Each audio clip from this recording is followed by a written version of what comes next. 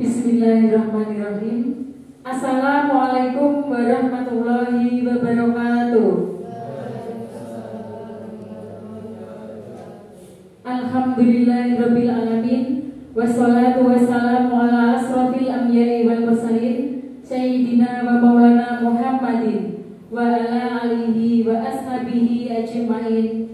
La haula wa la quwata illa billahil aliyyil azim. Yang terhormat Kepala SMP Muhammadiyah 9 Kodanan, yang kami hormati Bapak Ibu Guru beserta staf karyawan SMP Muhammadiyah 9 Kodanan. Pertama dan utama, marilah kita senantiasa mengucapkan puji syukur atas kehadiran Allah Subhanahu wa Ta'ala, sehingga pada kesempatan yang berbahagia ini kita dapat menghadiri acara diseminasi aksi nyata budaya positif oleh calon guru penggerak Angkatan 9 Kabupaten Blora kepada Ibu Siti Nafiah Nurhayati. Sholawat dan salam marilah kita haturkan kepada junjungan Nabi besar Nabi Muhammad SAW yang kita nanti-nantikan syafaatnya di yaumil qiyamah. Amin, amin ya rabbal alamin. Hadirin yang berbahagia, pada acara siang hari ini adalah kegiatan diseminasi aksi nyata budaya positif. Yang susunan acaranya adalah sebagai berikut. Acara yang pertama, pembukaan. Acara yang kedua, menyanyikan lagu Indonesia Raya. Acara yang ketiga, sambutan kepala sekolah. Acara yang keempat, kegiatan diseminasi. Acara yang kelima, tanggapan dan tanya jawab. Acara yang keenam, doa, dan yang terakhir, penutup. Hadirin yang berbahagia, memasuki acara yang pertama adalah pembukaan. Marilah kita buka acara pada siang hari ini dengan membaca basmalah bersama.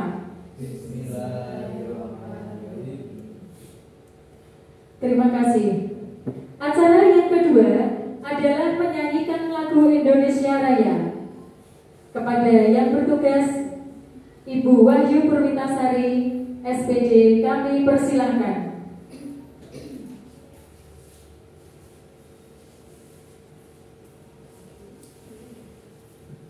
Hadirin dimohon berdiri.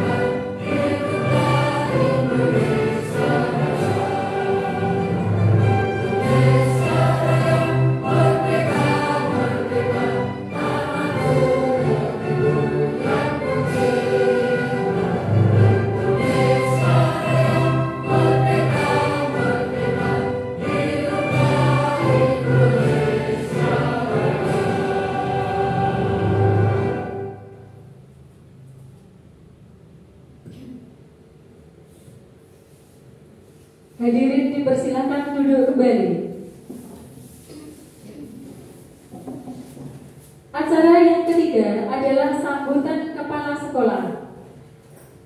kepada Ibu Siti Musfarida Imawati SAG kami persilahkan.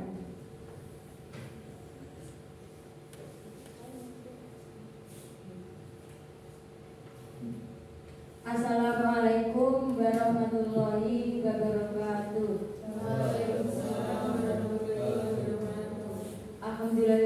Alhamdulillahirabbil alamin wa bihi nasta'inu ala umuri yawadin wa ala alihi wa ashabihi ajma'in amma ba'du. Pertama-tama kami ucapkan terima kasih kepada Bu Nafiah sebagai calon CGP. Semoga ini akan membawa kemajuan bagi sekolah kita. Yang kedua, kami mohon maaf pada hari ini Bapak Kepala Sekolah tidak bisa hadir karena kondisi kurang sehat. Untuk itu kami yang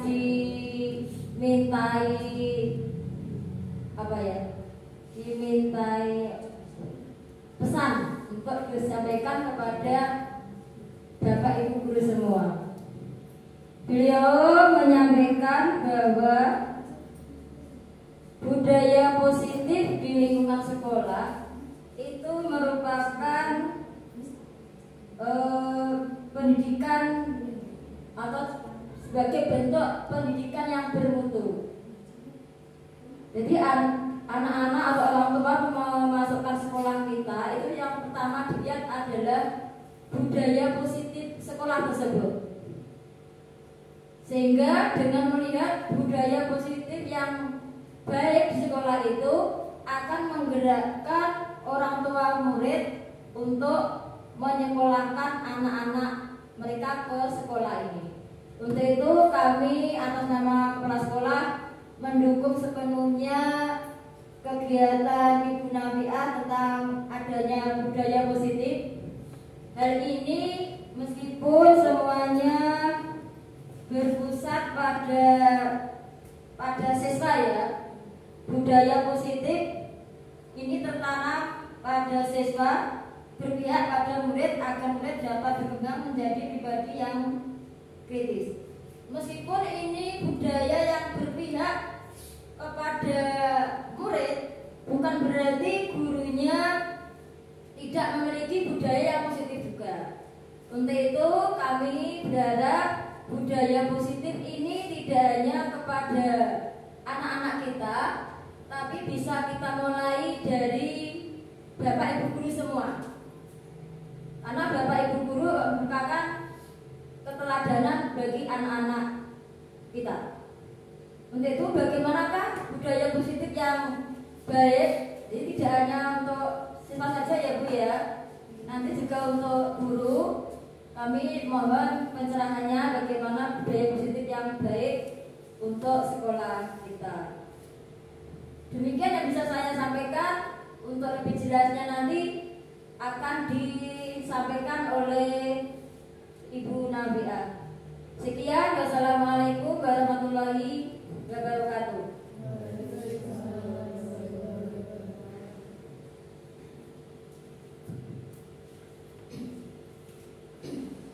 Terima kasih kepada perwakilan kepala sekolah yang telah memberikan sambutan. Semoga apa yang telah dipesankan oleh Bapak Kepala Sekolah melalui perwakilan ini nanti mampu memberikan dampak yang positif bagi saya dan teman-teman serta rekan guru yang ada di SMP Muhammadiyah 9 Todanan dan mampu memberikan perubahan.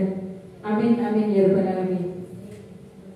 Acara yang ketiga atau acara yang keempat adalah diseminasi, yaitu kegiatan inti pada siang hari ini yang akan disampaikan oleh saya sendiri sebagai calon guru penggerak Angkatan 9 Kabupaten Blora. Untuk itu acara akan saya lanjutkan kepadanya Bu Anggun untuk memberikan tayangan slide budaya positif, yaitu dari aksi nyata saya pada modul 1.4.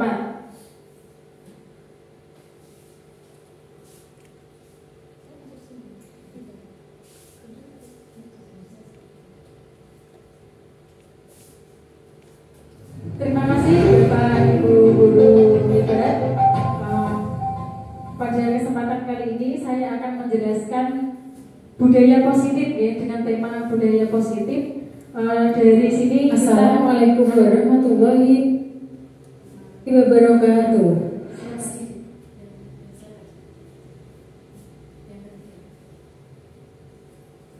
Ini nanti saya akan menjelaskan pemaparan ya dari apa saja budaya positif itu, apa yang harus kita implementasikan di sekolah kita.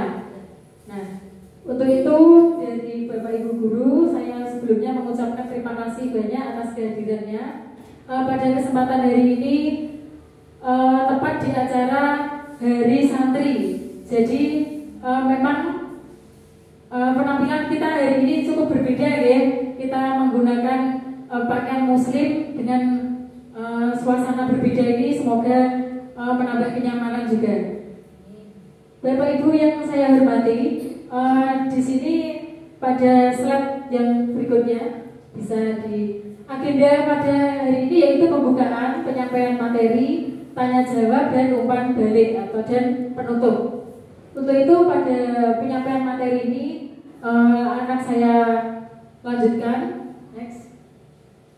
Namun sebelumnya saya akan memberikan pertanyaan pemantik kepada Bapak Ibu semua ya, mengenai apakah Anda setuju dengan pernyataan ini. Nah, untuk yang poin pertama ya, pernyataan pertama, hukuman dapat mendisiplinkan anak. Setuju apa tidak Bapak Ibu? Setuju. Tidak ya. Nah, yang kedua, pemberian hukuman dengan hal positif seperti membaca atau membersihkan halaman sekolah dapat meningkatkan disiplin anak. Iya, dapat ya. Terus yang ketiga, memberikan penghargaan dapat meningkatkan motivasi belajar anak. Ya, terima kasih Bapak Ibu Guru hebat. Next, pada modul 1.4 mengenai budaya positif ada topik-topik yang akan saya sampaikan, yaitu disiplin positif dan nilai-nilai kebajikan universal. Yang topik kedua, teori motivasi, hukuman dan penghargaan restitusi, keyakinan kelas, kebutuhan dasar manusia dan dunia berkualitas, posisi kontrol, dan yang terakhir segitiga restitusi. Next. Pada topik 1 yaitu disiplin positif dan nilai-nilai kebajikan universal. Nah, di sini ada perubahan paradigma ya. Bapak Ibu, saya minta tolong untuk mengikuti kegiatan kepala tangan ini ya. Misalkan ada A dan B ya. Ada sebuah orang, dua orang dengan teman Anda. Misalkan saja sambil mengepal tangan ya, kita kepalkan tangan dengan sesobek kertas yang akan saya berikan kepada Bapak Ibu Guru.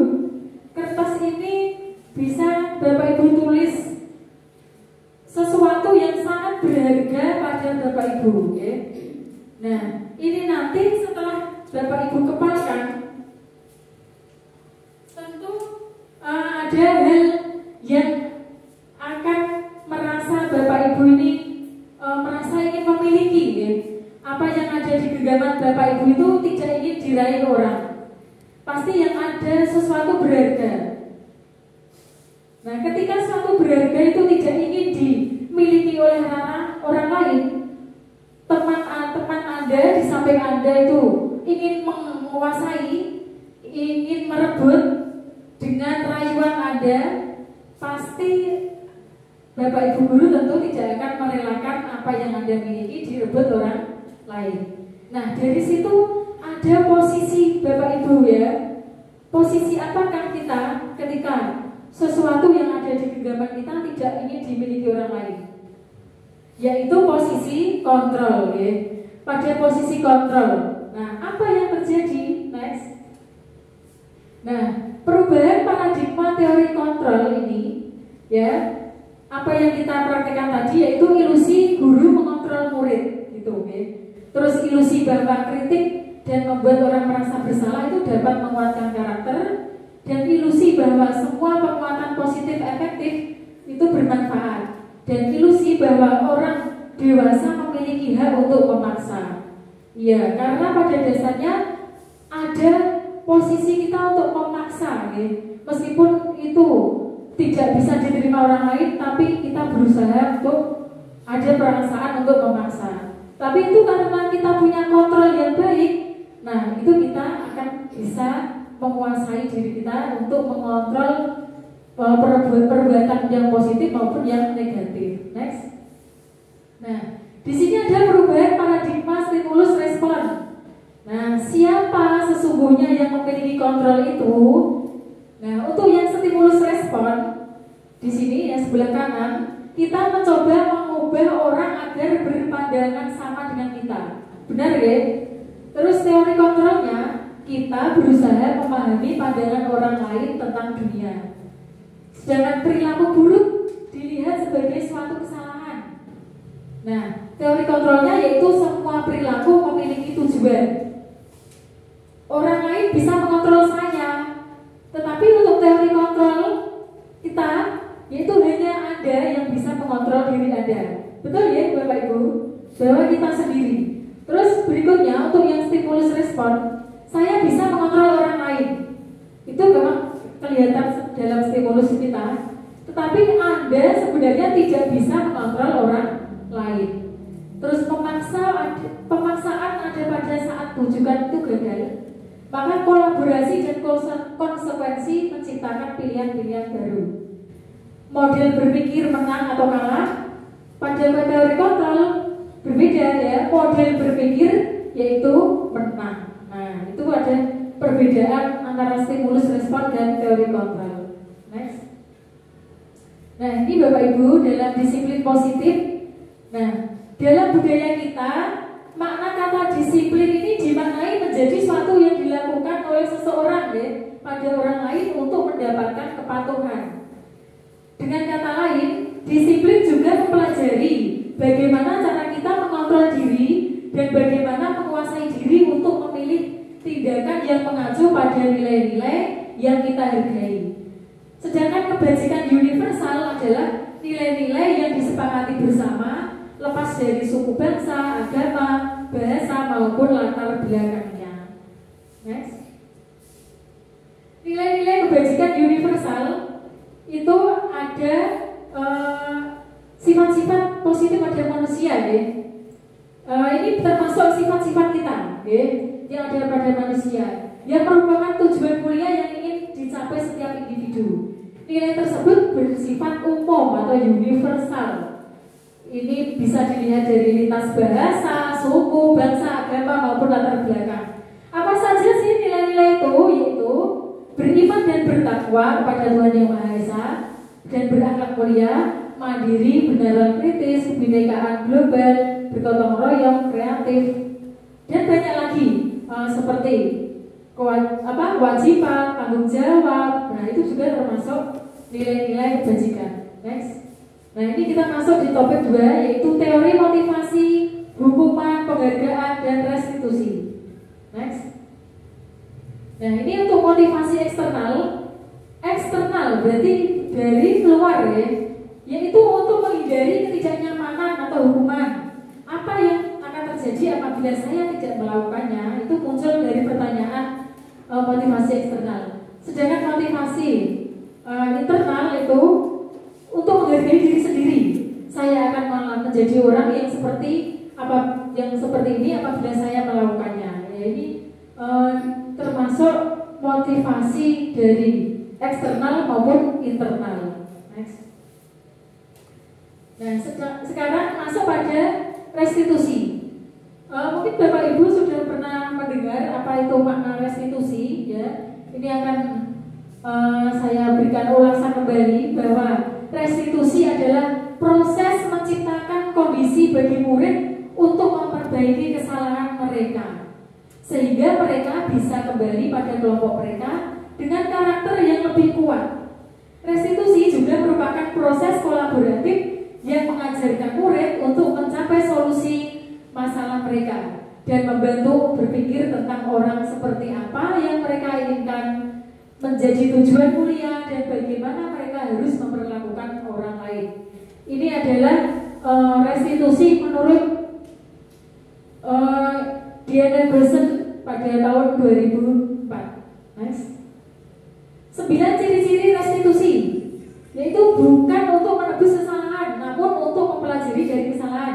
2, memperbaiki hubungan.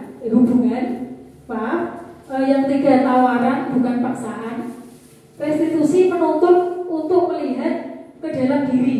Restitusi menjadi kebutuhan dasar yang menjadi mendasari tindakan. Restitusi diri adalah cara yang paling baik. Fokus pada karakter bukan tindakan. Fokus pada solusi, mengembalikan murid yang berbuat salah pada kelompoknya. Next. Nah, pada restitusi tadi, Bapak Ibu, saya sudah menerapkan ya, saya akan menayangkan contoh penanganan restitusi kepada siswa yang memiliki masalah. Tentu kita akan mengalami permasalahan di setiap kelas ataupun di setiap individu murid. Apalagi ini di usia SMP itu cenderung mereka ingin mendapat perhatian yang lebih, sehingga mereka itu membuat ide-ide lucu atau ide-ide konyol yang mereka ingin buktikan kepada guru, padahal guru sangatlah melarang ya hal itu. Nah, tentu ketika kita merasakan bahwa anak ini melakukan kesalahan, jangan kita harus melihat dari sisi permasalahan. Kita harus menggunakan solusi, bukan dengan cara menghukum, yaitu dengan cara proses tahapan restitusi, Bapak Ibu. Ketika murid kita mengalami kesalahan dan kita harus tidak sepatutnya kita sebagai guru menghukum, tetapi kita harus menggunakan tahapan restitusi. Apa saja Bapak Ibu tahapan restitusi? Yaitu yang pertama, memvalidasi tindakan yang salah, identitas ya. Yang pertama yaitu menstabilkan identitas. Yang kedua, menyelidiki kesalahan ya, identitas yang validasi kesalahan. Yang ketiga yaitu menanyakan keyakinan. Next, Bu Agun mungkin bisa menayangkan video saya waktu saya menangani permasalahan pada siswa menggunakan tahapan restitusi.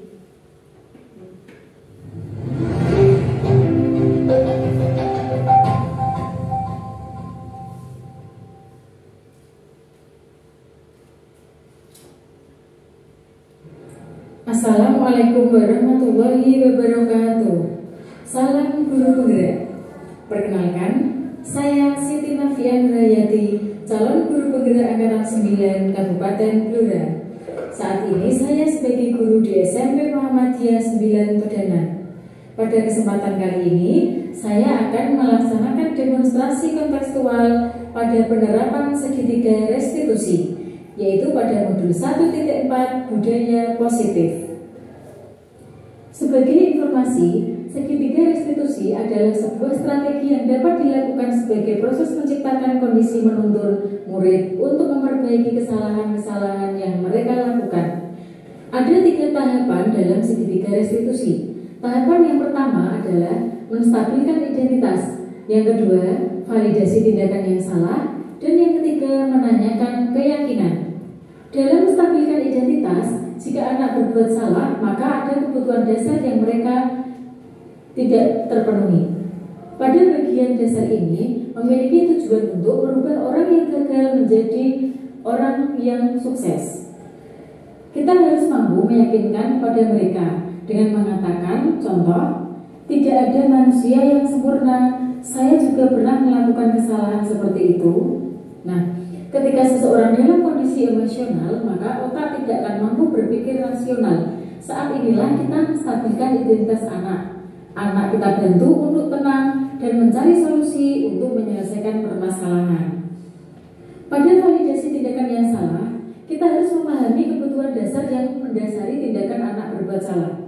Menurut teori kontrol, semua tindakan manusia, baik atau buruk, pasti memiliki maksud atau tujuan tertentu. Ketika kita menolak anak untuk berbuat salah, dia akan tetap dalam masalah.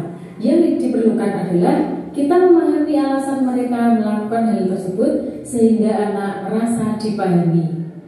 Tahapan segitiga restitusi yang ketiga yaitu menanyakan keyakinan. Langkah ketiga ini sebagai teori kontrol yang menyatakan bahwa kita pada dasarnya termotivasi secara internal. Ketika langkah 1 dan langkah 2 sukses dilakukan, maka anak akan siap untuk dihubungkan dengan nilai-nilai yang dia percaya. dan berpindah menjadi orang yang dia inginkan. Penting menanyakan ke anak tentang kehidupan ke depan yang dia inginkan. Ketika mereka sudah menemukan gambaran masa depannya, guru dapat membantu mereka untuk tetap fokus pada gambarannya. Berikut ini adalah contoh kalimat dalam tahapan stabilkan identitas, validasi tindakan yang salah, menanyakan keyakinan. Berikut adalah contoh kasus yang dapat diselesaikan dengan cara tahapan segitiga restitusi. Kasus 1. Ani adalah siswa kelas 7B. Hari itu Ani sering izin ke toilet dengan alasan sembelit pada saat jam pelajaran, sehingga guru mata pelajaran merasa terganggu dengan perilaku Ani. Ternyata Ani hanya ingin mendapatkan perhatian dari teman-temannya, dan ada perasaan puas ketika teman satu kelas gaduh dan menertawakan atas perilakunya tersebut.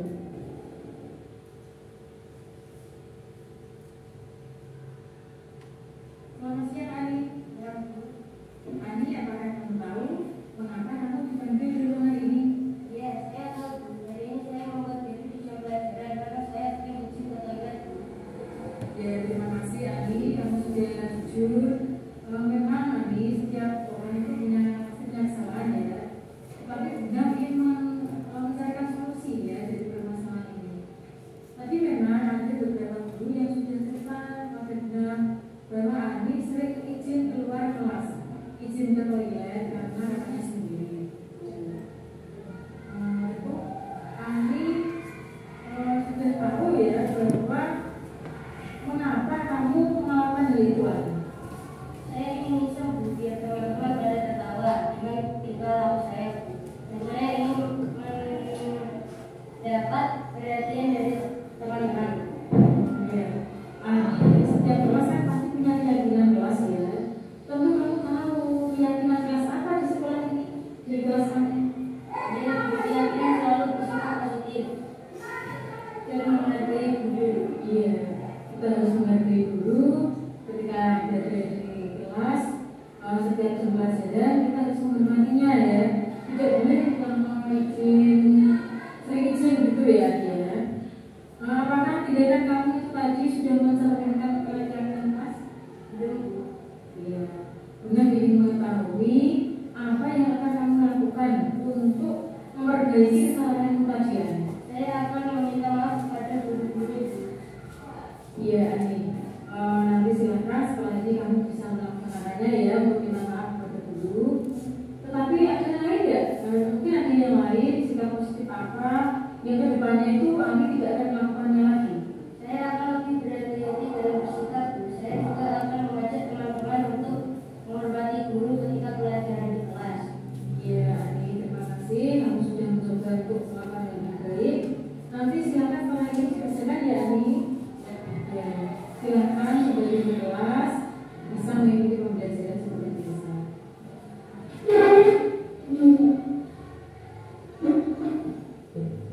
Assalamualaikum warahmatullahi wabarakatuh. Perkenalkan nama saya Anissa Fitriana Zainab dari kelas 7B SMP Muhammadiyah 9 Tangerang. Saya merasa senang bersama Bunda Fina melakukan skenario segitiga restitusi dalam menangani permasalahan siswa di sekolah. Sukses untuk Bunda Fina. Kasus 2. Brian, seorang siswa kelas 9. Hari itu, dia tidak melaksanakan piket kelas dengan alasan pergi ke warung depan sekolahan untuk membeli jajan dan sarapan. Sehingga teman lainnya yang saat itu sudah melaksanakan piket kelas melaporkan kepada Bu Nafiah yang hari itu sebagai guru piket.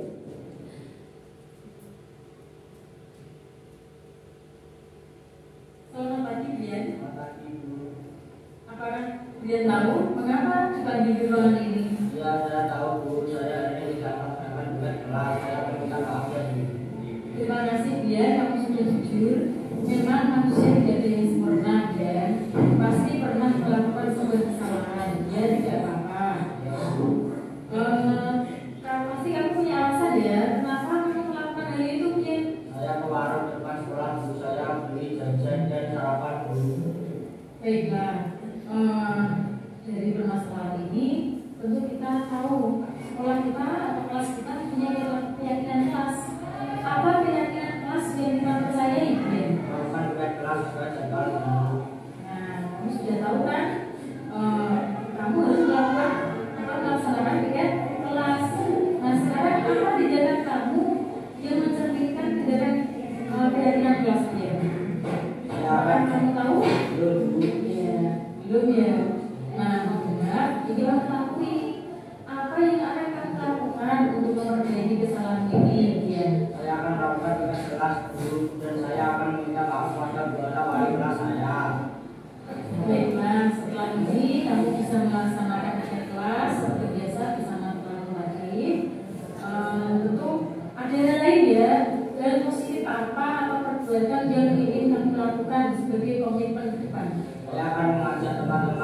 dan selalu mengingatkan piket kelas karena piket kelas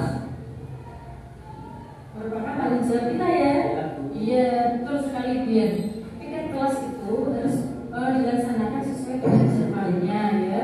Tentu ada sebuah jadwal yang tertera di dalam kelas sesuai dengan tugasnya ya. Kebersihan kelas itu menjadi tanggung jawab kita bersama. Terima kasih. Kamu punya komitmen baik, silakan nanti dilaksanakan bersama teman-temanmu satu kelas ya. Baik kan? Biar bisa kembali ke kelas untuk mengikuti pembelajaran.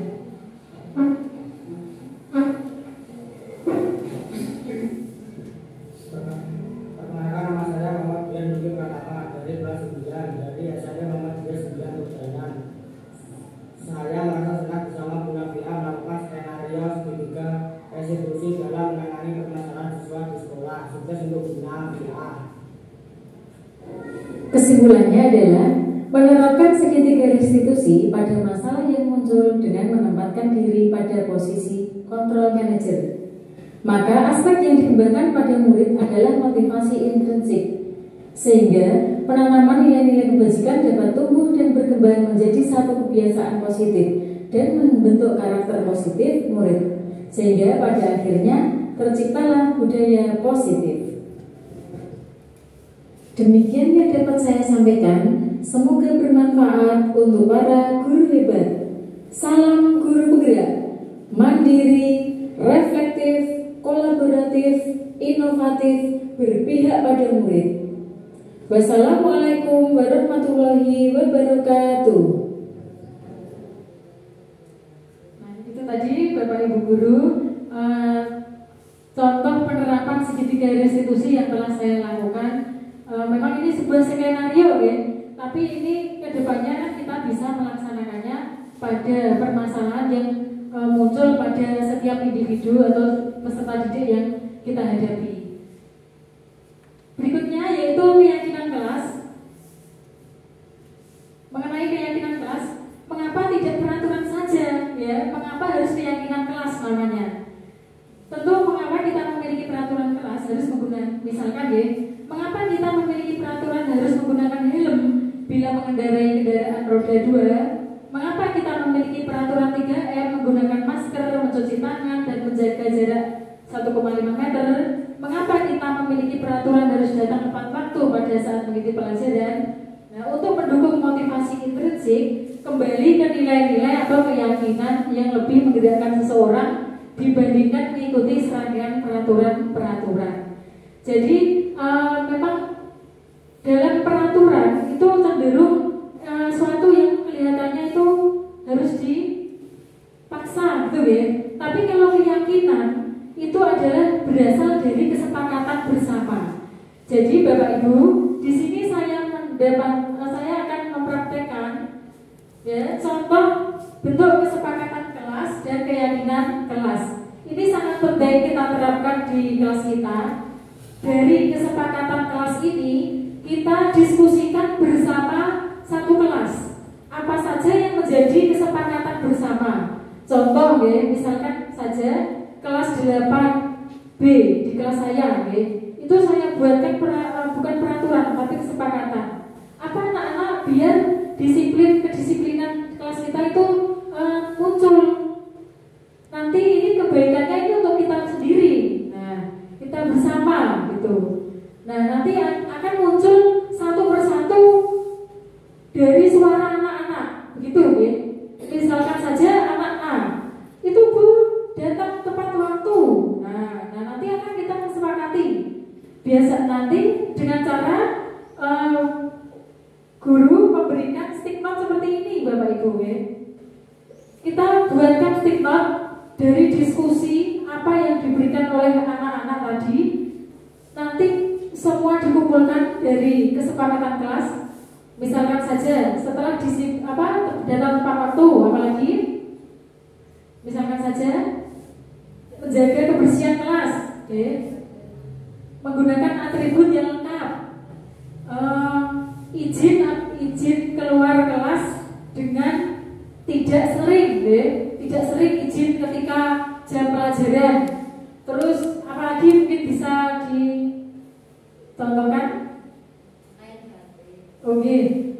tidak boleh main HP sendiri. Nah itu kan nanti bisa muncul dari kelas saya itu berjumlah 30 siswa, nanti 30 ini ada pasti yang sama ya.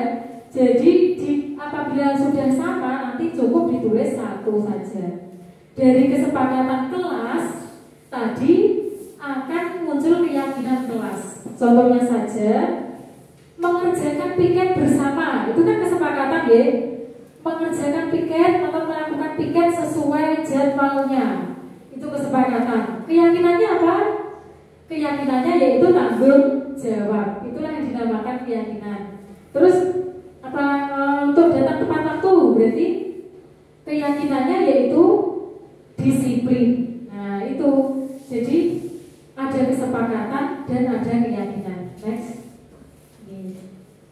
Ini tadi sudah saya jelaskan ya untuk contohnya. Sedangkan kegiatan pendalaman yang keyakinan yaitu hormat ya. Kami meyakini bahwa setia sangat penting menghormati semua orang dan barang milik orang lain. Terus yang berikutnya bekerja. Kami meyakini bahwa sangat penting untuk mengerjakan segala pekerjaan atau mengikuti kegiatan. Berikutnya yaitu diterima dan dimiliki. Kami meyakini bahwa sangat penting untuk merasa diterima pada suatu kelompok dan saling peduli dengan orang lain. Next. Nah ini adalah kegiatan pendalaman keyakinan kelas dari tabel P dan Y. Nah ini di sini ada contoh-contohnya. Nanti akan saya sampaikan juga kepada Bapak Ibu guru mengenai tampak apa ini dari tabel terdengar, terlihat, berperilaku serta rasa hormat yang tampak dan yang tidak tampak. Next. Nah ini peraturan dan keyakinan ya, ini perbedaan. Ini contohnya ya. Ini misalkan saja kalau peraturan biasanya itu yang membuat adalah beberapa orang atau satu orang. Tapi kalau keyakinan itu nanti atau kesepakatan itu muncul dari beberapa orang yang disepakati bersama. Contoh ini, selalu kembalikan buku ke tempatnya. Nah ini menjadi kesepakatan ya. Itu memang tulisannya peraturan, tapi itu sebenarnya kesepakatan.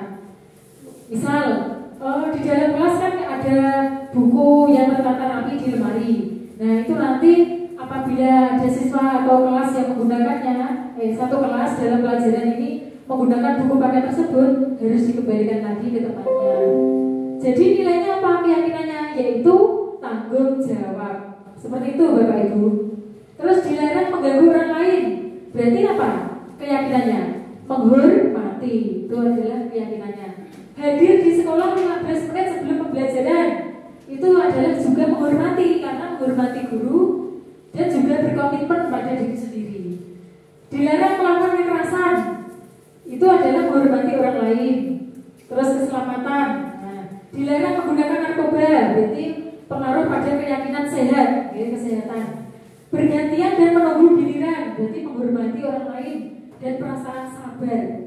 Terus gunakan masker, berarti ini nilai keyakinannya yaitu kesehatan atau keselamatan. Terus jangan berlari di kelas atau di koridor, itu nilainya adalah keselamatan atau keamanan. Next. Bapak Ibu guru, di sini ada saya berikan beberapa contoh tindakan guru. Kita isi ya, hukuman atau konsekuensi. Nanti Bapak Ibu guru cukup menyebutkannya. Perbedaan hukuman dan konsekuensi. Nomor 1. Apakah kita pernah melakukan ini? Nah, ini unik sekali ya. Mencatat 100 kali di dalam buku dengan kalimat saya tidak akan terlambat lagi karena terlambat ke sekolah. Hukuman atau konsekuensi Bapak Ibu? Hukuman ya. Lari mengelilingi lapangan basket 2 kali. Ya, hukuman. Murid diminta push up 15 kali karena tidak menggunakan masker. Hukuman. Menggantikan kertas tugas teman yang telah dicoret-coret. Ya, konsekuensi. Betul. Membersihkan tumpahan air di meja ditulis meja tulis ya. Membersihkan tumpahan air di meja tulis karena tersenggol pada saat belajar.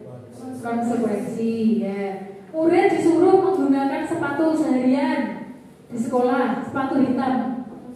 Ya, karena tidak mengenakan sepatu hitam. Ya. Terus lari mengelilingi lapangan basket 2 kali karena terlambat 10 menit untuk pelajaran PJOK. Oke, hukuman. Oke.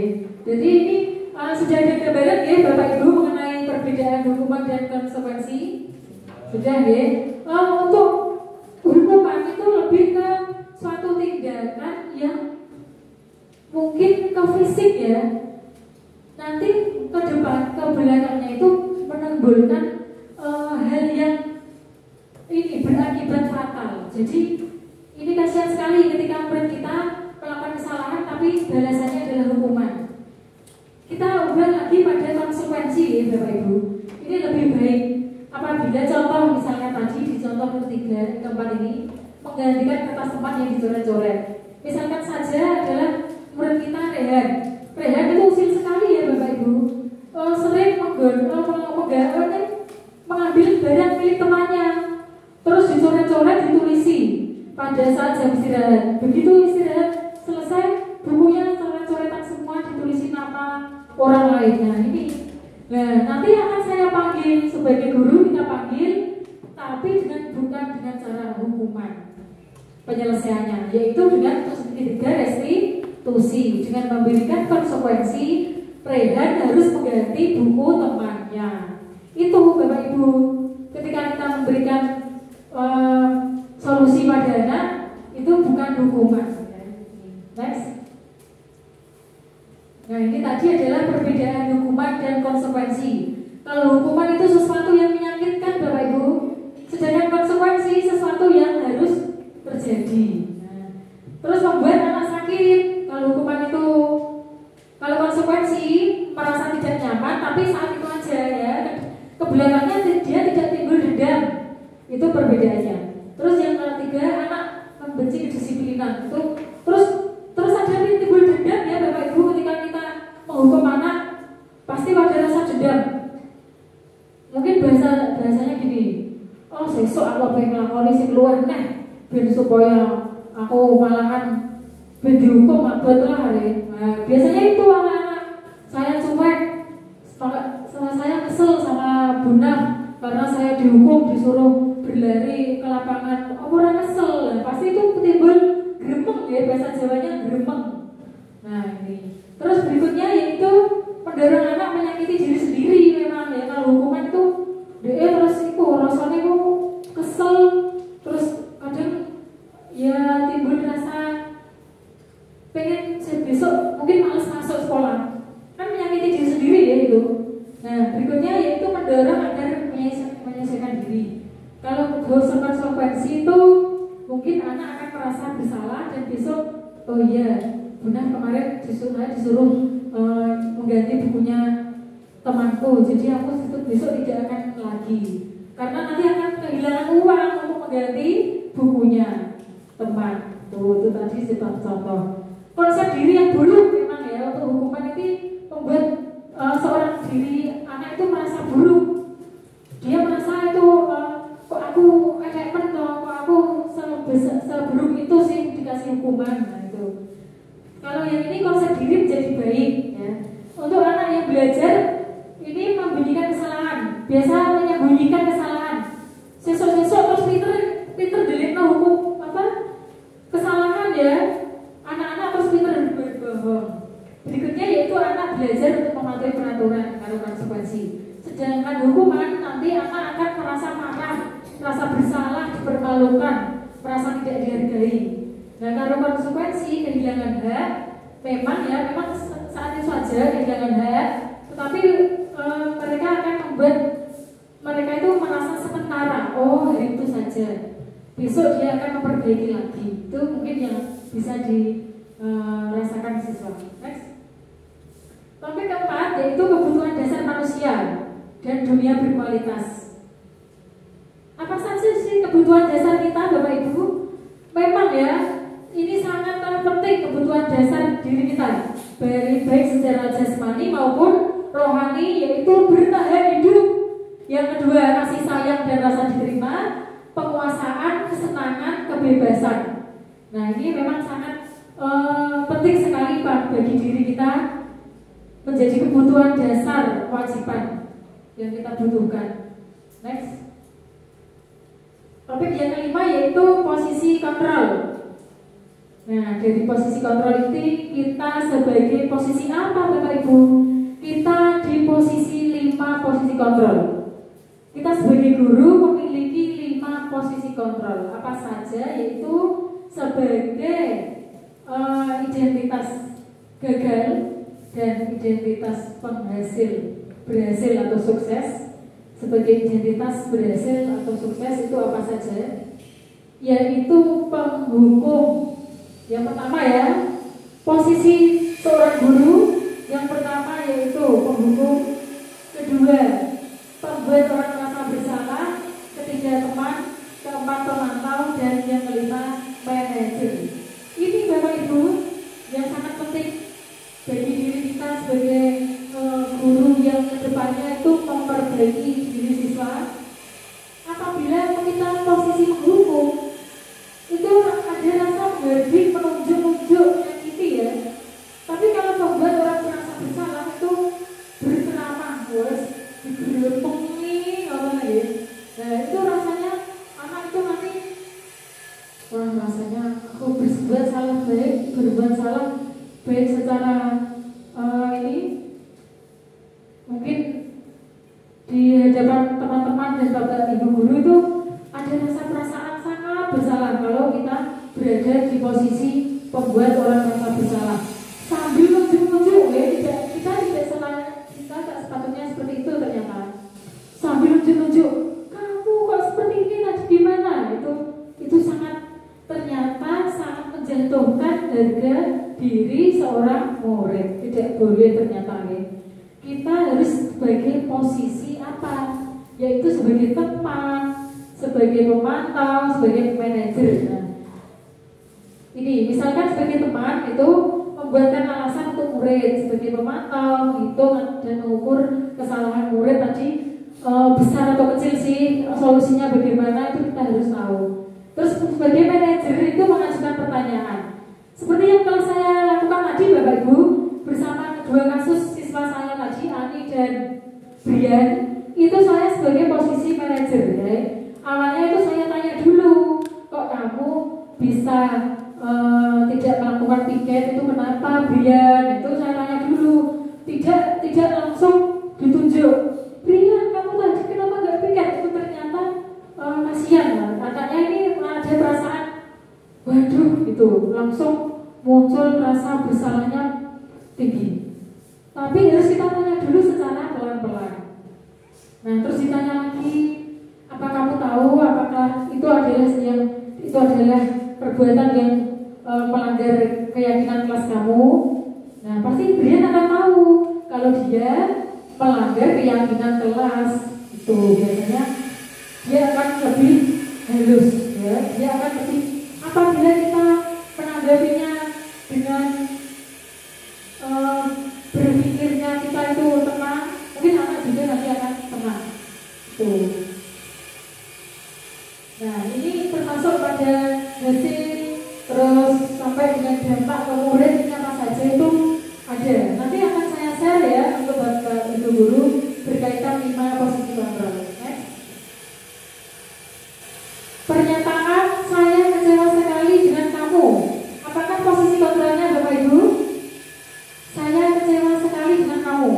Yaitu posisi penghukum, ya kan? Pembuat rasa bersalah ya. Saya kecewa sekali dengan kamu. Nah itu berarti merasa bersalah banget ini anaknya. Kamu tidak benar melakukannya. Nah ini juga termasuk posisi kontrol. Ayolah lakukan demi Bapak Ibu. Ini sebagai teman. Jadi ketika kita mengajak teman anak, ayo lakukan ini demi Bapak Ibu. Misal ini contoh Bapak Ibu, ketika anak dalam pelajaran matematika ya saya, ada siswa saya itu tidak menulis. Bukan saya marahi tidak, tapi saya dekati dulu. Rehan, kamu gak kasihan sama ibu. Ibu kan tadi sudah menjelaskan panjang lebar, menjelaskan cara menghitung fungsi kuadrat.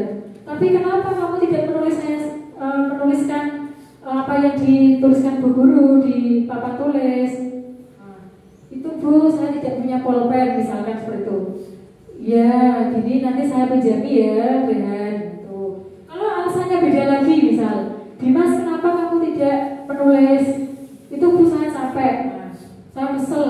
Loh, nanti jawaban Bunda akan seperti ini. Rehan, apa kamu tidak kasihan dengan Bunda? Sudah 1 jam loh Bunda tadi menjelaskan panjang lebar. Nah, seperti itu Bapak Ibu ya. Kita dekati dulu apa yang jadi alasan anak, dan barulah kita berikan solusi. Bukan langsung memberikan pernyataan salah. Terus ini yang berikutnya yaitu kamu akan mau mendapatkan stiker bintang hari ini. Nah, itu sebagai posisi pemantau. Kita pantau, misalkan saja selfie hari ini mengerjakannya baik sekali. Terus nanti saya akan tanya, selfie kamu mau hari ini dapat stiker dari Bunda? Nah, itu sebagai posisi pemantau. Terus untuk yang berikutnya, bagaimana kamu bisa menyelesaikan masalah ini? Ini di posisi manajer ya. Terus kamu selalu yang paling terakhir. Nah, ini sebagai pemantau, dipantau perkembangannya. Kok kamu mengerjakannya selalu di akhir sih? Nah, itu sebagai pemantau diri saya. Next. Nah, ini ya. Next yaitu pada topik 6, segitiga restitusi.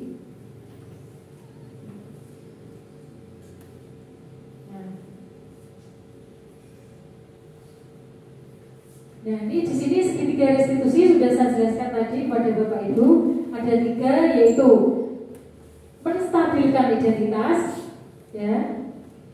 Terus validasi tindakan yang salah, barulah menanyakan keyakinan. Next. Nah, di sini menstabilkan identitas itu adalah dengan kata-kata mungkin berbuat salah itu hal manusiawi, tidak ada manusia yang sempurna, itu bahasa halusnya. Itu ya. Bapak Ibu guru juga pernah berbuat salah. Kita pasti bisa menyelesaikan permasalahan ini. Next. Nah, ini untuk validasi tindakan yang salah. Kamu bisa saja melakukan hal yang buruk, tapi kamu tidak melakukannya kan? Nah, itu. Kamu pasti punya alasan mengapa melakukannya. Nah, itu Bapak Ibu ketika kita menanyai siswa yang bermasalah. Terus, apa yang penting bagi kamu? Nah, kamu boleh tetap berusaha menjaga sikap itu, tapi tanpa ditambahkan sikap yang lain, yang baru. Betul, ini ada lagi. Apakah kamu bisa melakukan dengan lebih baik besok lagi? Nah, itu adalah contoh-contoh pernyataan guru kepada siswa ketika menanyakan keyakinan. Validasi tindakan yang salah. Terus ya ini menanyakan keyakinan ya. Guru berkata seperti ini untuk menanyakan keyakinan. Apa nilai yang kita percaya di kelas? Nah, nilai-nilai universal apa yang kita sepakati? Kelas yang ideal seperti apa sih? Kamu ingin jadi seperti apa? Apa yang kamu rasakan ketika kamu melakukan itu? Kamu menjadi seorang yang seperti apa? Nah, itu Bapak Ibu. Next. Nah, intervensi 30 detik. Intervensi ini bisa membantu murid kembali ke tujuan semula dengan cukup singkat. Nah, ini ya. Contoh, apakah kamu ingin berbuat lebih baik? Nah, ini Bapak Ibu, kita bisa menanyakan intervensi 30 detik ini ke siswa. Dalam 30 detik kita tanyakan ini ke siswa. Pasti anak akan mengucapkan sesuatu hal yang ada dalam hatinya. Contoh, apakah kamu ingin berbuat lebih baik? Nah, apakah saat ini kamu sedang menjadi orang yang sedang kamu inginkan? Itu. Apakah kamu bisa mengubah kegiatan dan perilaku kamu saat ini menjadi sikap yang lebih membantu dan seterusnya? Itu bisa ditanyakan oleh Bapak Ibu guru kepada siswa. Nah, next. Terima kasih. Ini adalah dari apa yang telah saya paparkan tadi Bapak Ibu guru mengenai budaya positif yang ada di yang akan kita terapkan di sekolah kita, tentunya di SMP Muhammadiyah 9 Todana. Bapak Ibu boleh kita kita ice breaking sebentar. Kita berdiri sejenak ya untuk merelaksasi kita. Nah, supaya kita lebih semangat dalam kegiatan pada siang hari ini. Boleh berdiri sebentar Bapak Ibu semua, ya. Kita menyanyikan lagu Profil Pelajar Pancasila ya, Bu Ida. Ya, ini musiknya ya. Dari lagu bisa. Jadi pelajar Pancasila beriman dan bertakwa kepada Tuhan Yang Esa dan berakhlak mulia, berkebinekaan global, gotong royong mandiri, kreatif dan bernalar kritis. Nah, next lagunya ya bisa diputarkan Bu Anggun.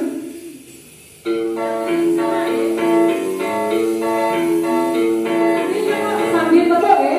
Pancasila beriman dan bertakwa kepada Tuhan Yang Esa dan berakhlak mulia, berkebinekaan global, gotong royong mandiri, kreatif dan bernalar kritis.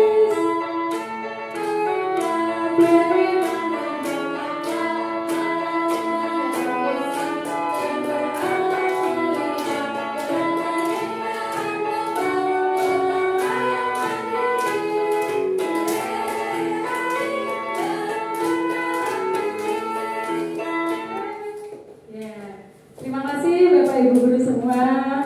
Ini mungkin bisa kita terapkan di kelas ya, ketika anak mulai merasa bosan atau kurang fokus, kita bisa menyanyikan lagu ini biar tertanam pada anak bagaimana kita harus siswa itu memiliki nilai atau karakter sesuai dengan kurikulum merdeka, yaitu berprofil pelajar Pancasila. Ya, sesuai yang telah saya terapkan tadi ya itu. Dari penerapan budaya positif nanti kita bisa mengimplementasikan langsung kepada anak-anak kita di sekolah. Kita bisa praktekkan langsung ya kepada anak-anak dengan langkah yang pertama, yaitu mengumpulkan dalam satu kelas. Kita diskusikan bersama, buat kesepakatan kelas, bukan peraturan kelas ya, tapi kesepakatan. Biar kelas kita aman, nyaman, menyenangkan. Itu bagaimana anak-anak? Kita harus buat kesepakatan kelas. Nah, kesepakatan kelas ini harus dilaksanakan atau dilakukan dengan cara bersama-sama dalam satu kelas ini berkomitmen. Kalau satu anak saja yang melakukannya tentu tidak baik. Jadi sama-sama mewujudkan kesepakatan kelas. Kesepakatan kelas ini akan mewujudkan keyakinan. Keyakinan ini nanti timbul pada diri sendiri anak untuk bertanggung jawab mewujudkan keyakinan kelas bersama. Itu mungkin budaya positif yang akan kita terapkan dalam waktu dekat ini. Saya mungkin sebagai seorang yang mengajak Bapak Ibu guru menerapkan budaya positif dari ilmu yang saya dapatkan di program guru penggerak angkatan 9. Nah, karena memang sangat penting sekali ketika keamanan, kenyamanan, menyenangkan, bermanfaat itu bisa didapatkan oleh anak dan warga sekolah. Tentu berpihak pada murid ini sangat penting ya. Kita tidak akan melupakan budaya-budaya positif yang harus kita tanamkan kepada anak. Harus kita tanamkan sejak awal masuk di SMP Muhammadiyah 9 Kebanan supaya menjadi sebuah kebiasaan. Kebiasaan ini nanti akan timbul pembiasaan yang akan muncul dengan sendirinya menjadi sebuah budaya. Budaya ini nanti akan dinikmati oleh seluruh warga sekolah. Tentu budaya positif ini memiliki dukungan ya. Dukungan apa yang akan kita peroleh atau kita inginkan Bapak Ibu? Dukungan dari kepala sekolah, kepada rekan guru, sejawat, kepada komite, yayasan, orang tua wali murid, dan tentu kepada warga sekitar lingkungan sekolah. Memang sangat penting sekali dukungan itu nanti adalah dukungan moral, dan berikutnya dukungan sarana dan prasarana.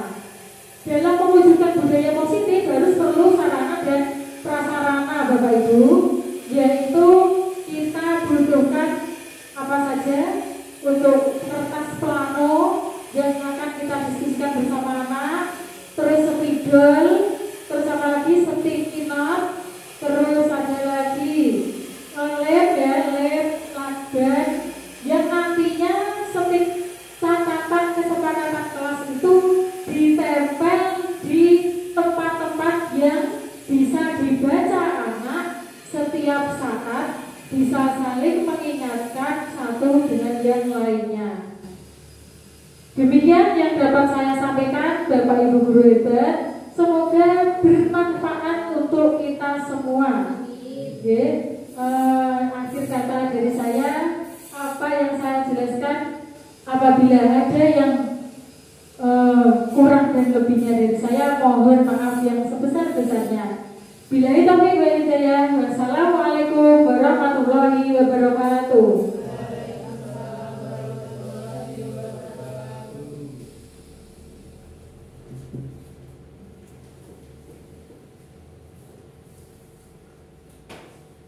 Baiklah Bapak Ibu, acara yang kelima adalah tanggapan atau tanya jawab kepada Bapak Ibu guru hebat. Apabila ada saran, tanggapan atau ingin ditanyakan, boleh disampaikan.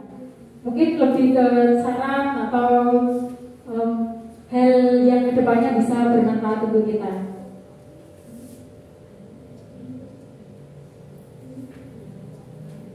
Mungkin Bija bisa memberikan tanggapan sedikit dari apa yang telah saya. Terima kasih Bunda Pia. Paparannya sangat bagus sekali dan ini bisa kita terapkan di sekolah kita agar sekolah kita ini lebih diminati oleh masyarakat sekitar kita. Mungkin kita gunakan nanti di pertengahan semester 2 bisa kita terapkan di kelas-kelas.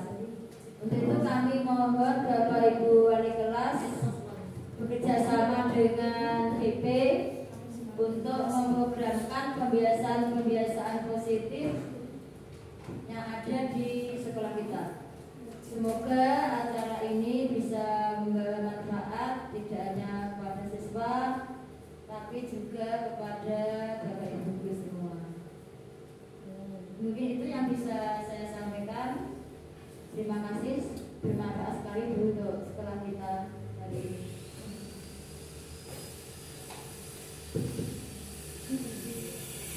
Terima kasih Ibu Siti Musbaridayawati atas tanggapannya.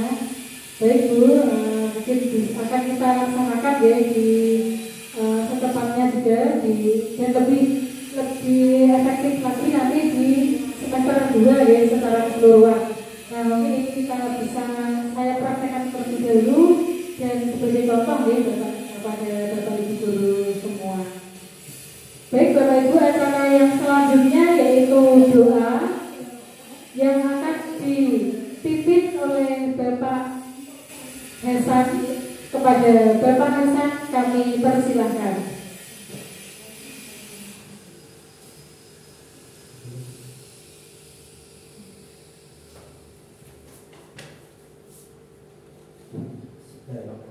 Assalamualaikum warahmatullahi wabarakatuh. Marilah kita teruskan kasih untuk bermunajat kepada Allah Subhanahu wa taala dengan hati yang ikhlas. Bismillahirrahmanirrahim. Alhamdulillahirabbil alamin. Hamdan syakirin, hamdan na'imin, hamdan wafi ni'aman wa yukafi mazidahu. Wa ya Rabbana lakal hamdu kama yanbaghi li jalali wajhikal karim wa atimi sultanik. Rabbana la tuzigh qulubana ba'da idh hadaytana wa hab lana min ladunka rahmah innaka antal wahhab. Allahumma inna nas'aluka ilman nafi'an wa rizqan thayyiban wa 'amalan mutaqabbalan. Rabbana hab lana min azwajina wa dhurriyyatina qurrata a'yun waj'alna lil muttaqina imama. Rabbana atina fid dunya hasanah wa fil akhirati hasanah wa qina adzabannar wa qina adzabannar wa qina adzabannar. Wassallallahu ala nabiyyina Muhammadin wa ala alihi wa sahbihi wasallim. Subhana rabbika rabbil izzati amma yasifun wa salamun ala al mursalin walhamdulillahi rabbil alamin. Wassalamualaikum warahmatullahi wabarakatuh.